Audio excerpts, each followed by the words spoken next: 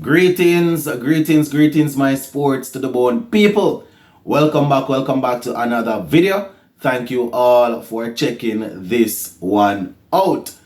Couple of things to talk about in this one, but before we go into those topics, I just want to say shout out, big up to all those who were able to come on the live show last night.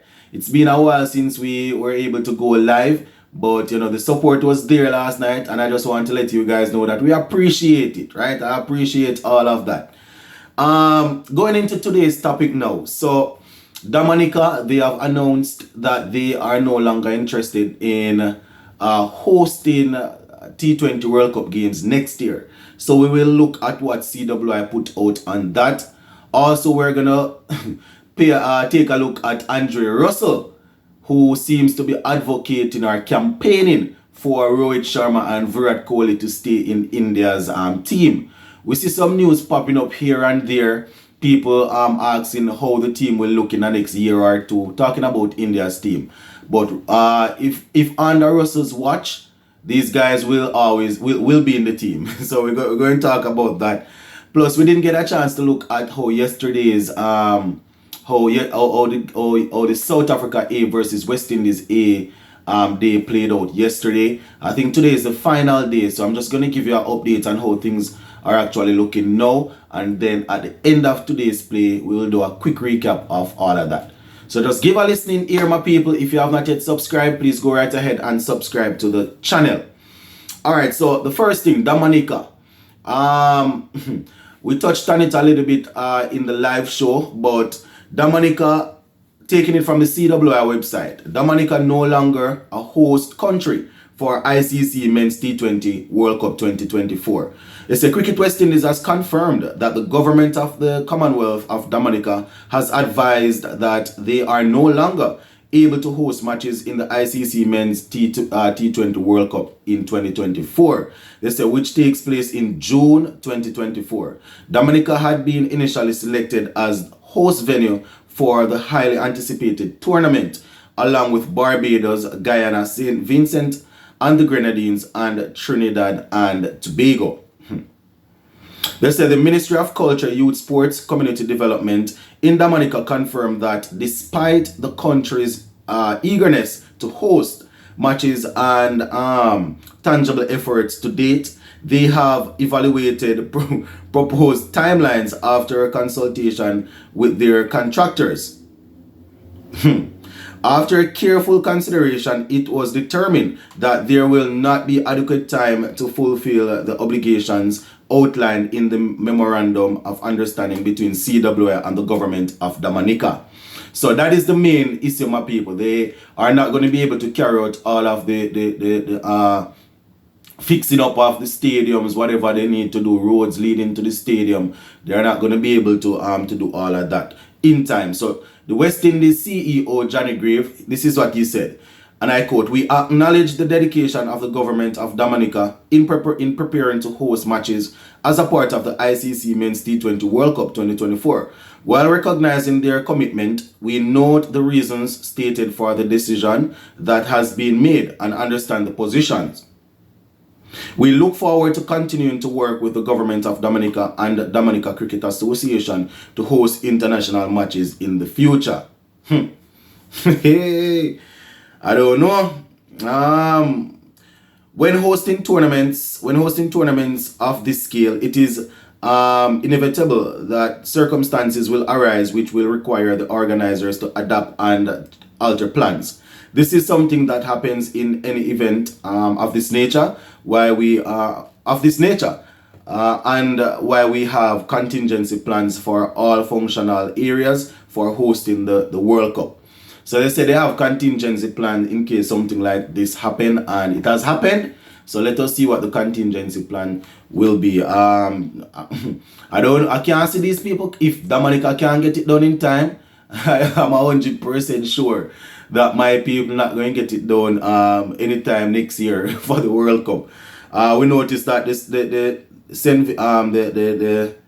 Sir Viv Richards Stadium isn't on there in Antigua, so I don't know if they will probably put their hands up and say, let them see what they can do.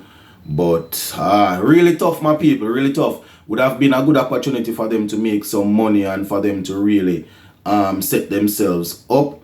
You understand? And thing like that. Talking about the the T20 World Cup, one man that will probably be there or will probably not be there is West Indies power hitter Andre Russell. And whether or not he's there, he is definitely, whether or not he's going to be there, he's definitely advocating for Virat Kohli and Rohit Sharma to be there. Taking this one from the ESPN Cricket Info website where Russell was interviewed. He's saying, and he was talking about people who are saying that these guys probably shouldn't be in the team. Russell is labeling it as madness. Total madness is what Russell is saying. So this is Russell, and I quote, "I don't know why this is a big thing." Right? The debate where Rohit Sharma and Virat is concerned. Social media can actually get in the way of cricketers by questioning their potential. Rohit with the experience and Virat being Virat. It would be madness if India pick a team for the T20 World Cup and they are not in the team. Experience in the World Cup is very important. You can't send 11 young soldiers to battle. You have to have experience. The young Indian players will give them a run for their money. They have been good in the chances that they have got, but I think when the pressure moment comes, you need big players. End quote. I wonder if he's saying this to say something else. But one thing I can say, I agree that you can't send 11 young soldiers to war. But you know, I would fix it up and say you can't send 11 young soldiers that not performing to war.